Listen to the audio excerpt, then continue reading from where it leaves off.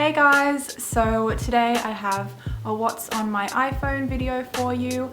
I upgraded my phone about a week ago, so I figured now would be the perfect time to show you guys all the apps that I have currently installed. So yeah, let's get right into the Whoa, stop, please don't. Whoa.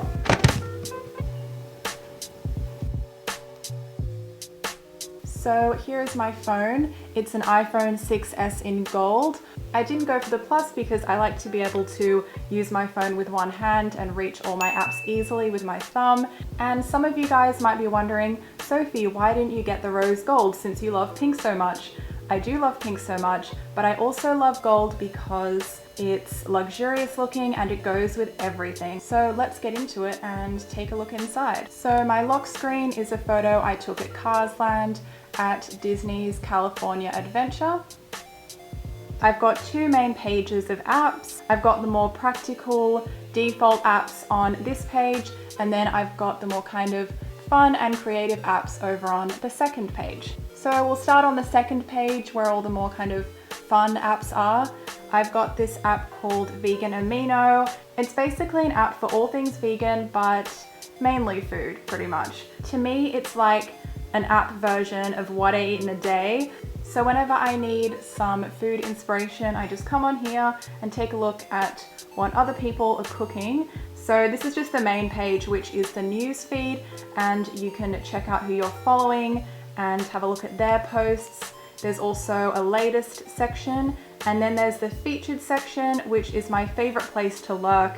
I just like looking at all the popular recent posts. There's also the catalog, discover, and then there's the forum and public chats. So it's really good if maybe you want to make some vegan friends. And if you guys would like to follow me, my username is just the Milk Club. I'll put a link to this app as well as my username down in the description box below. Definitely check it out and follow me. I've been posting a lot of super casual kind of everyday food and cooking pictures. So now let's take a look at what else I've got on this page. I've got all my favorite social media up here, like Instagram. Make sure you follow me if you haven't already. And then I've got Twitter, of course. If you aren't following me on Twitter already, you are definitely missing out because I'm probably the most active on Twitter out of all my social media. So definitely give me a follow over there.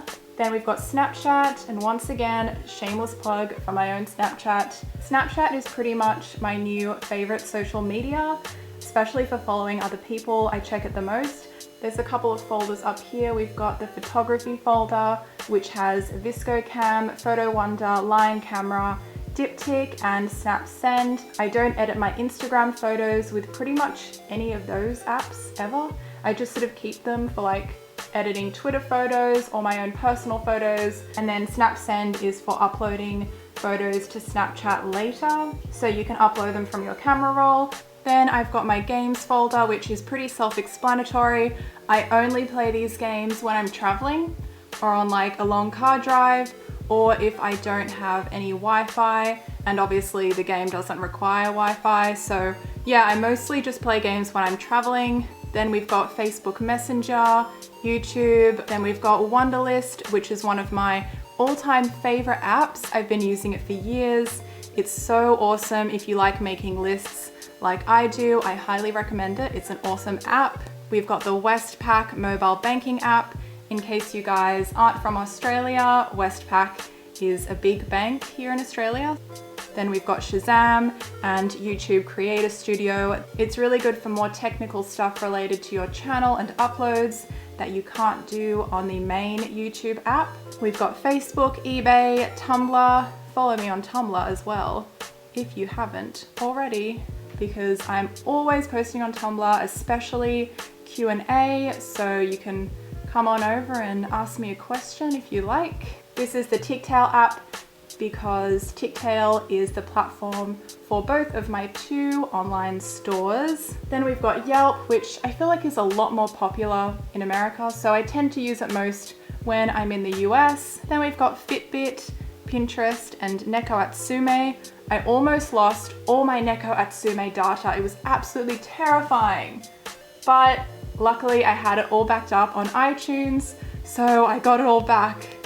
But yeah, it was a pretty traumatic experience, let me tell you guys. So if you are planning on transferring data to a new phone, make sure that you back it up, and also make sure all the apps transfer over to your new phone properly, because it didn't for me, but luckily I had that backup, so thank goodness for that. And Pinterest I only use for interiors inspiration and like interior decorating and stuff like that. And then Fitbit is pretty self-explanatory. Now going back to the first page, which is all like the practical apps, I guess you could say. I try to arrange the apps in a way that makes sense.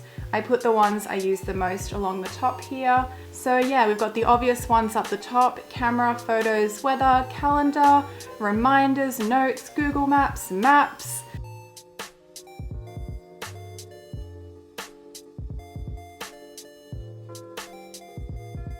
And then this folder here with the money flying away, I've got Etsy, ASOS, and Depop. I've only just started using Depop again because, I don't know, I'm a little like meh about it. I'm not really sure how I feel about it yet as a buyer or seller, so I'm sort of giving it another go. This is a currency exchange app, which I'm always checking to see how the Australian dollar is doing against the US dollar. So, and this is just the app for managing your Westpac travel money card. And then here in like the Moonface folder, it's just things that I wanted to put in a folder but have no particular category. I've got a couple of cinema apps. Then we've got SunSmart, which I use if I'm going on a beach holiday. You can basically check when the sun is strong and weak throughout the day so you can not get skin cancer. Then I've got Airbnb, SoundCloud, Beam, which I was lucky enough to get the username Sophie, S-O-F-I-E, because I got in that early, but to be honest, I never use Beam. I just don't use it. Then we've got VLC, music, and Runkeeper. I know it seems weird that I've got music in a separate folder, but I don't actually use my phone for listening to music unless I'm traveling or if I'm on a long car trip. And I've got Runkeeper in this folder because unfortunately I sort of developed a bit of a back issue from doing a lot of high impact exercise, which sucks. But I'm keeping positive because it's getting better, so I think I will be able to run again. That's why I'm keeping it on my phone. Next, we've got the App Store, Mail, and the calculator. Notice how I don't have any notifications on my mail, and I don't have any notifications or like badge icons on anything. That's because I'm one of those people that has to have their phone completely clear. Then we've got Health Engine, which I use for booking doctor's appointments. And down the bottom, I've got all my transport related apps. I've got GoGet, which is like a car rental sharing service. Then I've got GoCatch and Uber. GoCatch is like another version of Uber. And then I've got TripView, which is for public transport and checking whether it's on time or behind schedule. And I totally forgot to mention my 4 main apps at the very beginning. I've got phone, Safari, settings, and messages, even though I can't stand phone calls unless they are to my close friends and family. And then Safari because I'm always Googling things, settings because I'm always changing my settings, and messages obviously because messages. And that is almost everything on my phone because I have one little app alone on this page. This is just the Disneyland app, which just looks really cute. How cute is that? It looks so cute, and it like matches with the color of the sky of my background a little bit, so it kind of like blends in. Obviously, living in Australia, I don't go to Disneyland very often, but I always use the app when I do visit, so I still keep it right here. And randomly, when I'm like really bored, I like go on the app and look at wait times, and I go look and I'm like, oh wow, there's like a 65-minute wait for Space Mountain. Let's go look at Cars Land. Oh, only 40 minutes wait for Radiator Springs races. That's like amazing. But now I'm going to wrap up this video because I'm starting to lose my voice. I hope you guys enjoyed it. Please be sure to give this video a thumbs up if you did. And if you guys have any app recommendations for me based on what you saw in this video, be sure to let me know in the comments. Sorry, my voice sounds so croaky. I like really suck at talking for really long periods of time in videos like this. So I'm gonna get going and I will see you guys in my next video.